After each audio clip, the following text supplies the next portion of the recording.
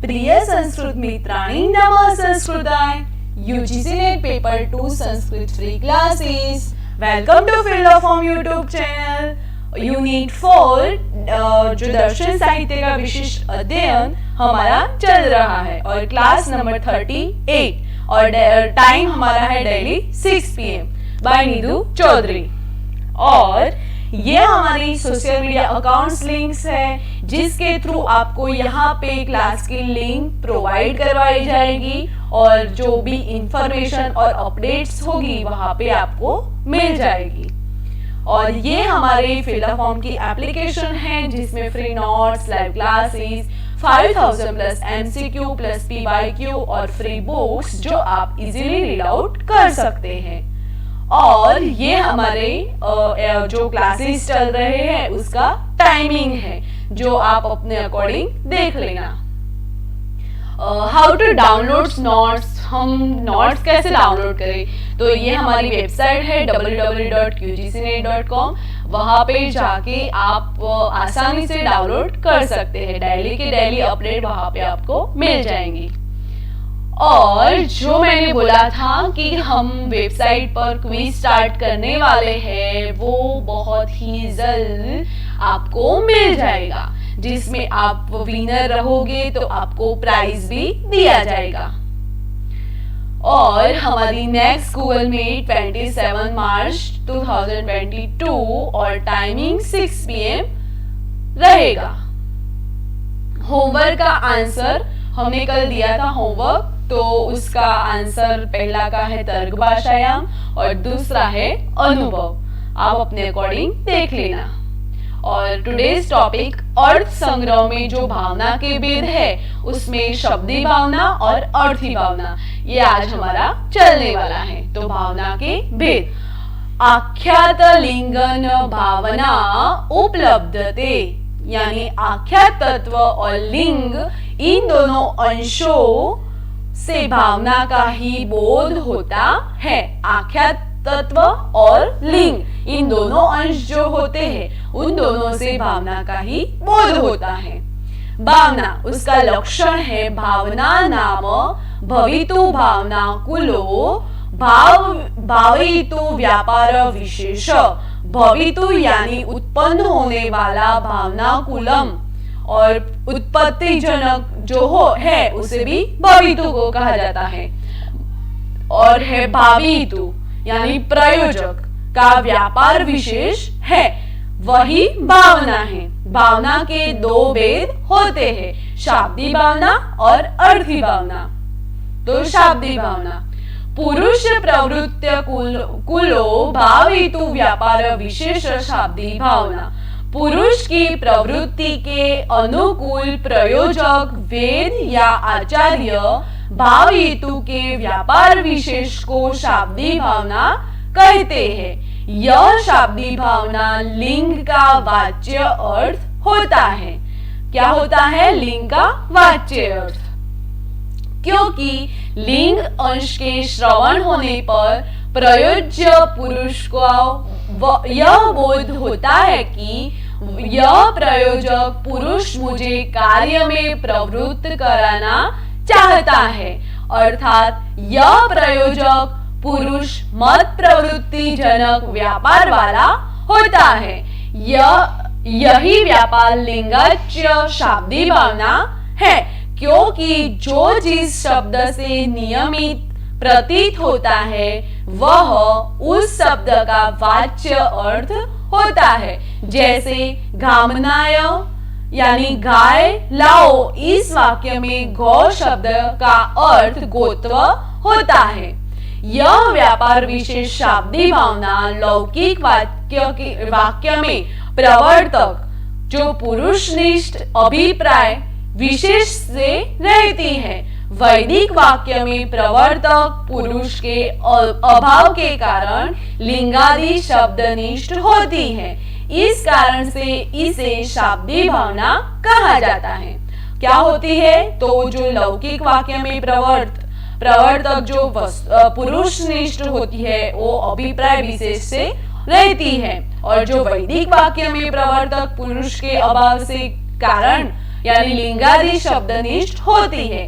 इस कारण से इसी शाब्दी भावना कहते हैं, इसीलिए उसको शाब्दी भावना कहते हैं। शाब्दी भावना के अंशत्र है साध्य किम भावेत यानी अर्थी भावना, साधन केन भावेत यानी लिंगादि ज्ञान, इति कर्तव्यता कथम भावेत प्रशस्त्यादि वचनम। ये सब हो गया भावेत भावेत भावेत में जो किम केन और कथ, तो उसमें क्या क्या आएगा, तो किम में आएगा अर्थी भावना, केन में आएगा लिंगादि ज्ञान और अर्थ में आएगा कथम में आएगा प्रशस्तादि वचन। ठीक है। इसके बाद है आर्थी भावना, प्रयोजनेच्छेदा जनित क्रिया विषय व्यापार आर्थी भावना, स्वर्गादि प्रयोजन को लक्ष्य करके यागादि कर्म को जो संपादित करने का पुरुष में जो मानसिक व्यापार उत्पन्न होता है उसे अर्थी भावना कहते हैं। यह अर्थी भावना आख्यात यानी अंश अर्थात तिंड का अर्थ है, क्योंकि व्यापार या क्रिया का वाचक आख्यात सामान्य ही होता है। यानी जो स्वर्गादि प्रयोजन को लक्ष्य करके जो यागादि कर्म को संपादित जो करने का पुरुष में जो मानसिक व्यापार उत्पन्न होता है उसको कहते हैं अर्थी भावना। यह अर्थी भावना आख्यात अंश अर्थात तिंग का अर्थ है, क्योंकि व्यापार या क्रिया का वाचक आख्यात सामान्य ही होता है। ठीक है। इसके बाद है आर्थी भावना के अंशत्रय, साध्य साधन और अति कर्तव्यता। तो साध्य में किम भावेत तो स्वर्गादि फल, केन भावेत तो यागादि और जो कथम भावेत तो प्रयाजादि अंग। ठीक है। तो साध्य किम और स्वर्गादि फलम, साधन केन तो यागादि और इति कर्तव्यता जो कथम तो प्रयाजादि अंग। ठीक है। इसके बाद वेद लक्षण विचार, वेद अपौरुषेय वाक्य, वेद यानी अपौरुषेय वाक्य को वेद कहते हैं। तत्र धर्म ब्रह्म प्रतिपादकम पौरुषेयम प्रमाणम वाक्यम वेदः। धर्म और ब्रह्म के प्रतिपादिक और अपौरुषेय प्रामाणिक जो प्रामाणिक वाक्य को वेद कहते हैं। वेद किसे कहते हैं, तो धर्म और ब्रह्म के प्रतिपादिक जो अपौरुषेय प्रमाणादि वाक्य होते हैं उसको बोलते हैं वेद। ठीक है। और वेद क्या होते हैं, अपौरुषेय। तो वेद के 5 प्रकार, विधि, मंत्र, नामधेय, निषेध और अर्थवाद। तो वेद, तो उसमें पहला है मंत्र और ब्राह्मण।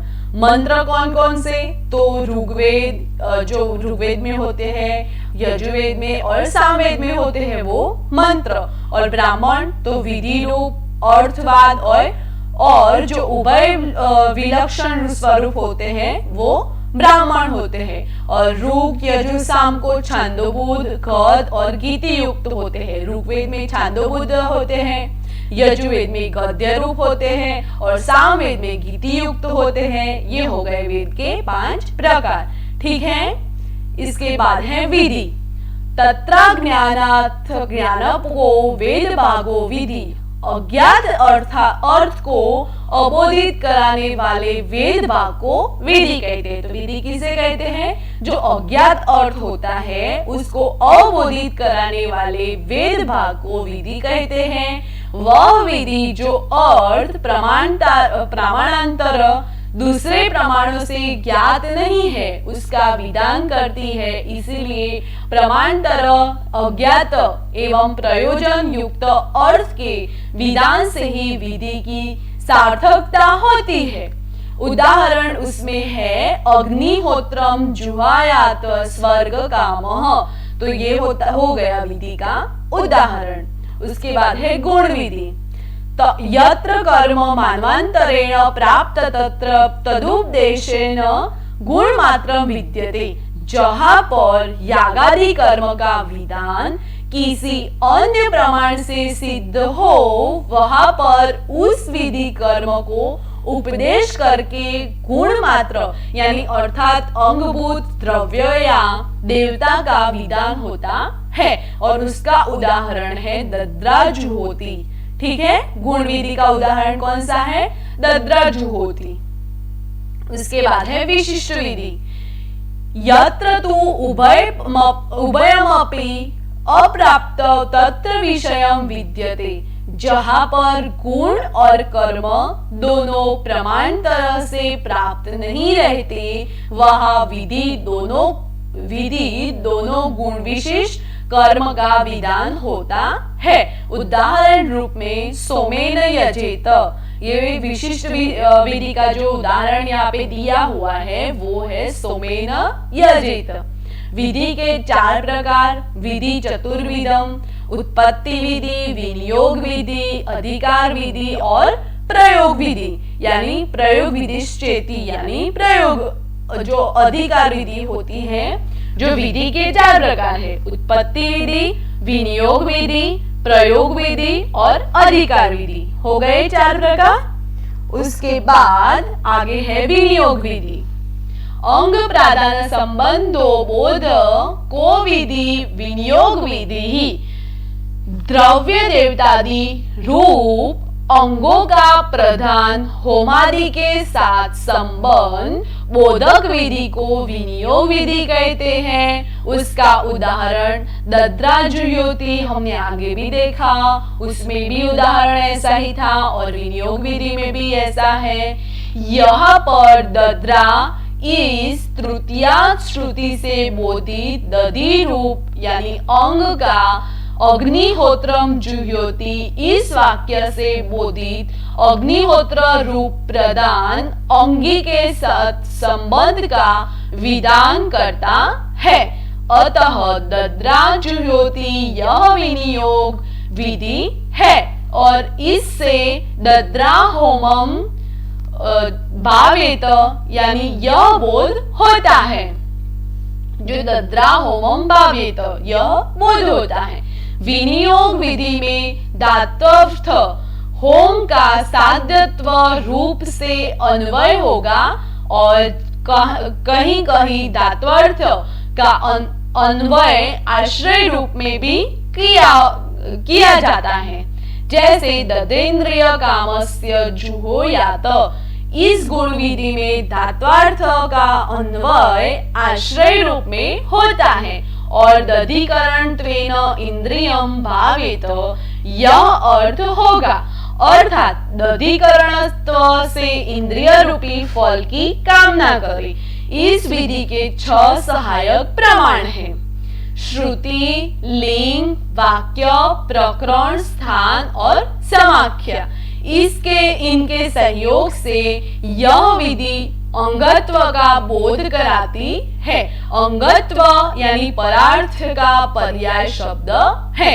अंगत्व का लक्षण है परोपदेश प्रवृत्ति कृति साध्यत्वम। परोपदेश यानी स्वर्गादि फलम के उद्देश्य से प्रवृत्त जो पुरुष का जो कृति साध्य हो उसी को अंग कहते हैं। तो अंग किसे कहते हैं?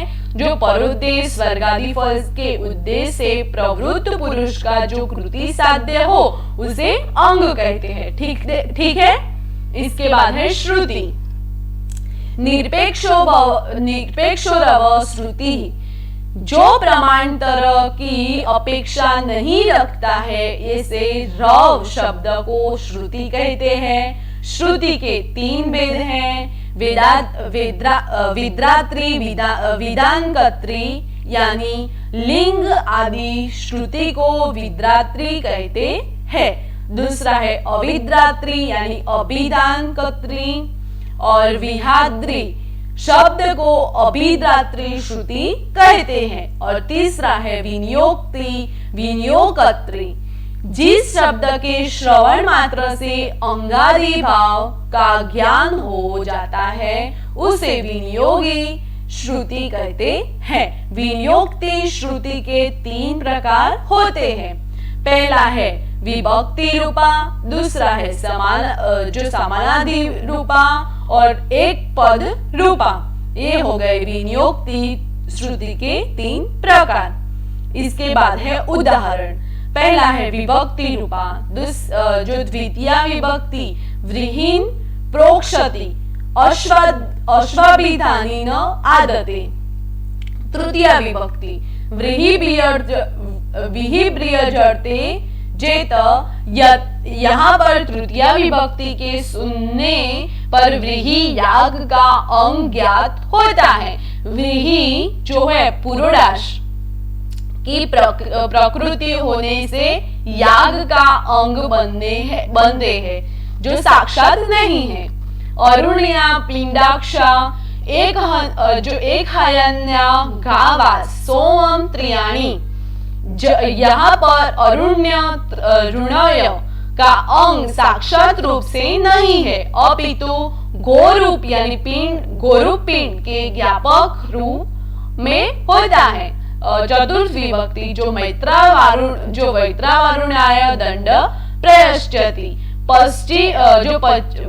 पंचमी विभक्ति है जो अग्रे स्तुरान पचेतनोति, और षष्ठी विभक्ति है यजमानस्य याज्ञा, सप्तमी विभक्ति है यदा हवनीये जुहोति। इसके बाद है समानाभि दान रूपा और तीसरा है एक पद रूपा। तो पशुना यजित, इस उदाहरण में टा रूप एक वाचक एकाभिधान श्रुति के से एकत्व और पुंसत्व दोनों करण रूप कारण के अंक है।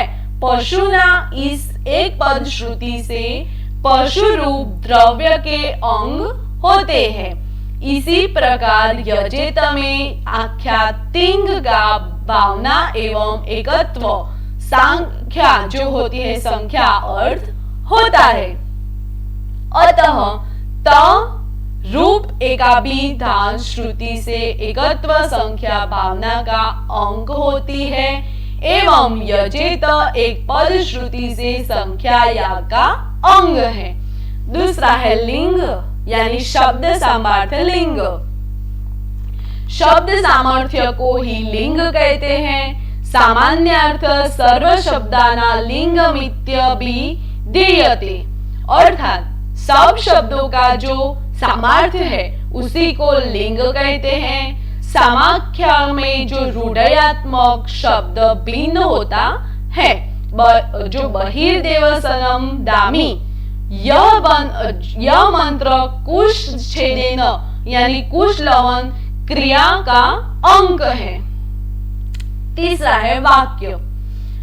समभि व्यवहारो वाक्यम, समभि व्यवहार अर्थात सहोच्चारण को वाक्य कहते हैं। उदाहरण यस्य पर्णमयी जुबवर्ती न स पापम श्लोकम शृणोति। वाक्यार्थ पर्णतया वत्त हिद विहिदारणाद्वार जु पर्व भावेत। प्रकृति संपूर्ण सहितो विधिः प्रकृति, जिस याग के विषय में समस्त अंगों का पाठ मिलता है, यथा दर्श पर्ण मासादि। विकृति विकलाल संख्या संयुक्तो विधि विकृति, जिस याग के विषय में समस्त अंगों का पाठ नहीं मिलता है। इन दोनों भिन्न विधि दहिर होमादि है। यह सौर्य याग इंद्राग्नि इदम हवि, यह मंत्र वाक्य प्रमाण से दर्श नामक यज्ञ का अंग होता है। ठीक है। इसके बाद है प्रकरण। उभय कांडा प्रकरणम, दो वाक्यों की परस्पर आकांक्षा को प्रकरण कहते हैं। और यथा वाक्य समिदो यजति, वाक्यार्थ इसका है समिदागेन भावेत। वाक्य इसका है दर्श पौर्णमा संभ्या सर्ग कामो यजेत, और वाक्यार्थ इसका है दर्श पौर्णमा संभ्या सर्ग भावेत।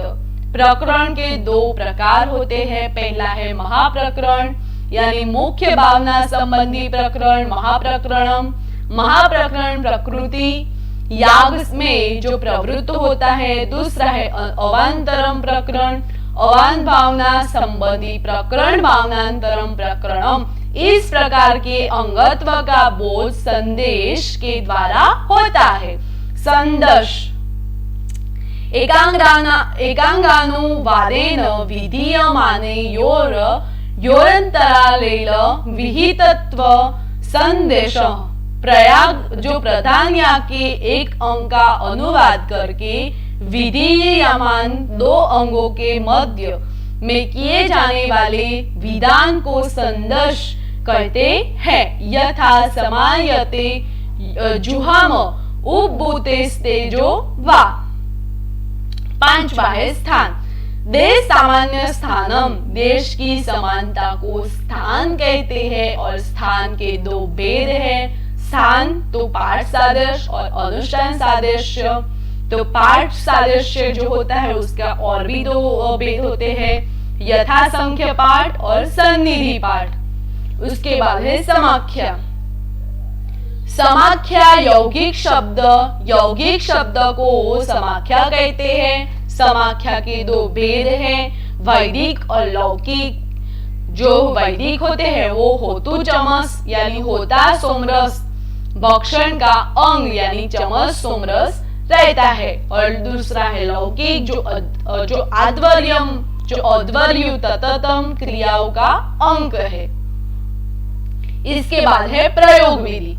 जो प्रयोग प्राशुन भाव बोधको विधि। प्रयोग विधि जिस विधि का वाक्य से प्रयोग को शीघ्र करने का बोध होता है उससे प्रयोग विधि कहते हैं। अंगों के सहित प्रधान कर्म के प्रयोग की एकता का बोध दक अर्थात पूर्वोक्त 3 विधियों के सम्मेलन रूप प्रयोग विधि कहलाती है।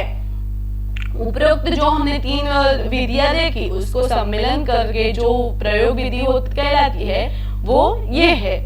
कुछ लोग उसको स्रोत मानते हैं तथा कुछ विज्ञान कल्प्य भी मानते हैं। अंकाना क्रम बोधको विधि प्रयोग विधि क्रमो नाम विशेष पौर्वपर्य स्वरूपम। यथा दर्शपण मासाभ्यास स्वर्ग कामो यजेत, इस विधि के 6 सहायक प्रमाण हैं। श्रुति, अर्थ, पाठ, स्थान, मुख और प्रवृत्ति, ये हो गए 6 सहायक प्रमाण। इसके बाद है अधिकार विधि।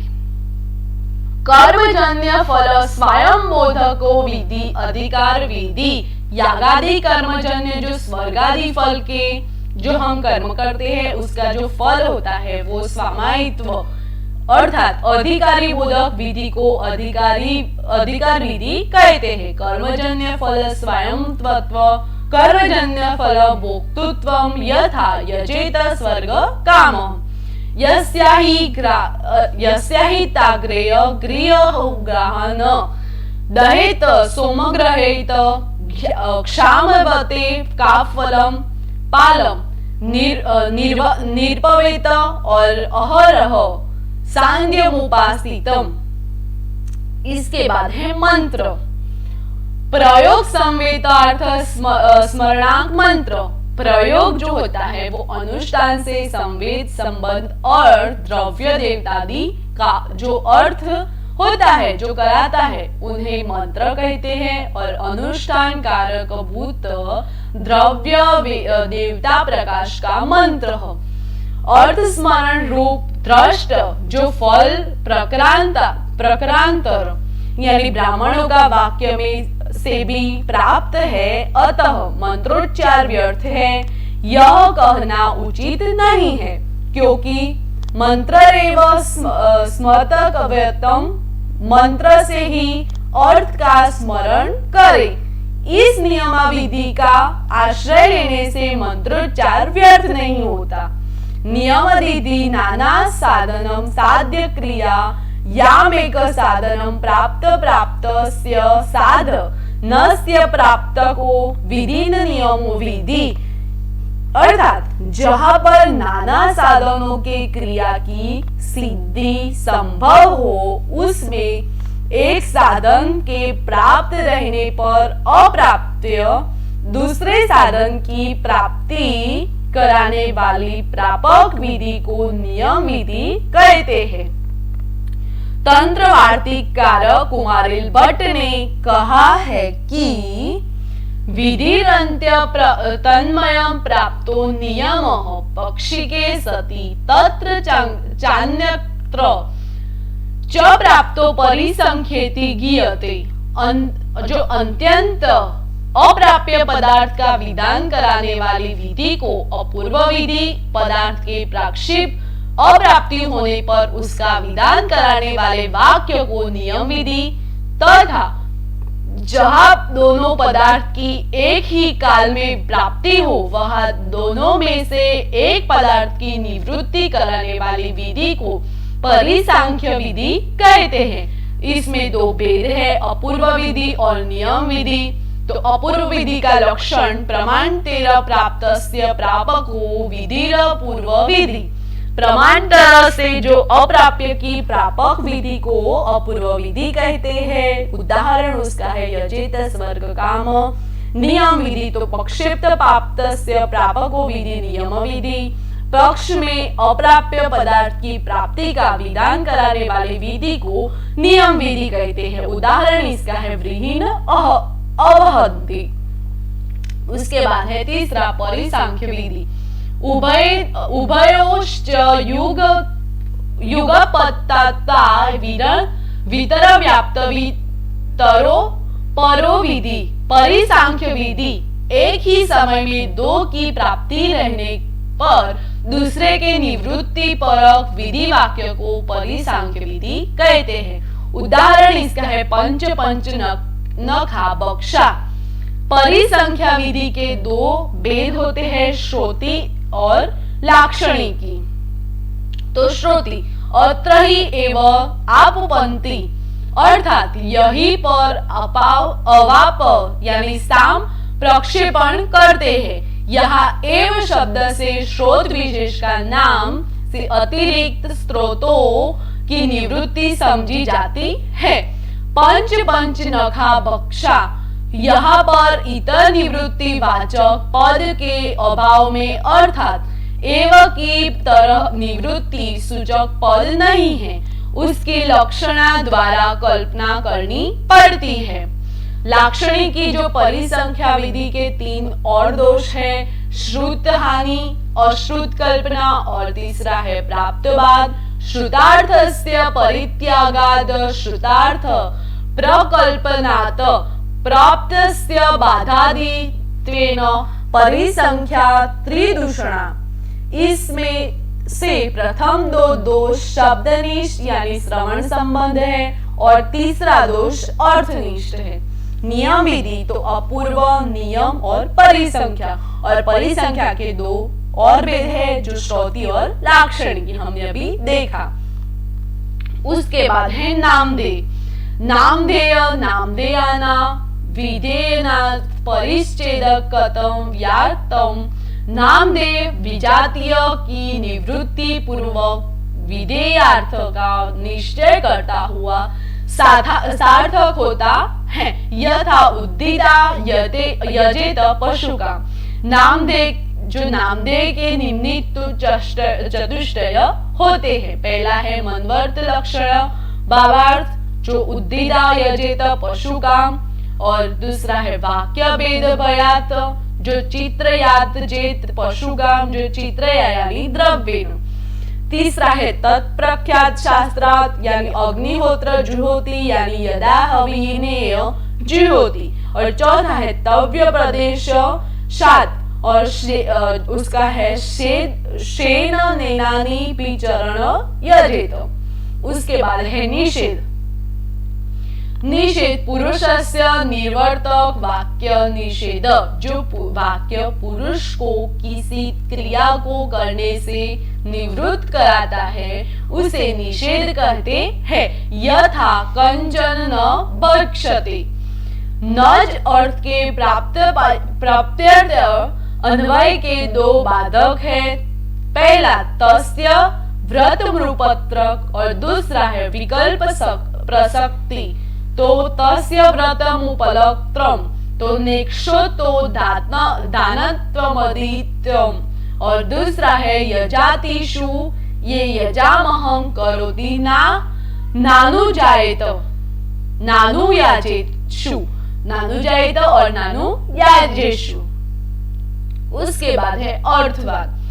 अर्थवाद प्राशास्त निंदा परंपरा वाक्यार्थ मंत्रवार्थ, जो प्रशंसा परक अथवा निंदा परक वाक्य को अर्थवाद कहते हैं, उसका प्रत्यक्ष प्रमाण है। अर्थवाद के दो प्रभेद हैं, विधिषेध और निषेध शेष। तो वायुना जो होता है वायु वैक्षेपिष्ठा देवता, तो विधि वाक्य वायव्य श्रेत मारित भूत भूतिकाम, और दूसरा है निषेध शेष यानी सोरोदितुत, और उसका विधि वाक्य है बहिर्षि रजतम न देयम। दूसरे दृष्टिकोण से अर्थवाद के तीन प्रभेद हैं, पहला है गुणवाद, दूसरा है अनुवाद और दूसरा है भूतार्थवाद। तो विरोधे गुणवादस्तानु वायुद वदारयते भूतार्थवादस्तादु दर्थनाथ स्त्रीदा मतः।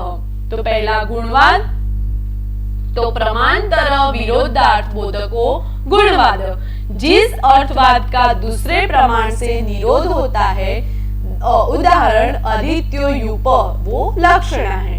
उसके बाद दूसरा है अनुवाद, प्रमाणतार प्राप्तोर्थ बोधाकोर्थ अनुवाद, जिसके अर्थ का ज्ञान अन्य प्रमाण से प्राप्त होता है, उदाहरण अग्निहिमस्य बेशयजम। तीसरा है भूतार्थवाद, प्रमाणतर विरोध प्रप्ति हितार्थ बोधको भूतार्थवाद, जिसका दूसरे प्रमाण से विरोध भी न हो रहा हो और जिसका द्वारा प्रतिपादित अर्थ का अर्थवा बोध अन्य प्रमाण से भी संभव न हो, उदाहरण इंद्रो वृत्राय व्रजमुदश्चत।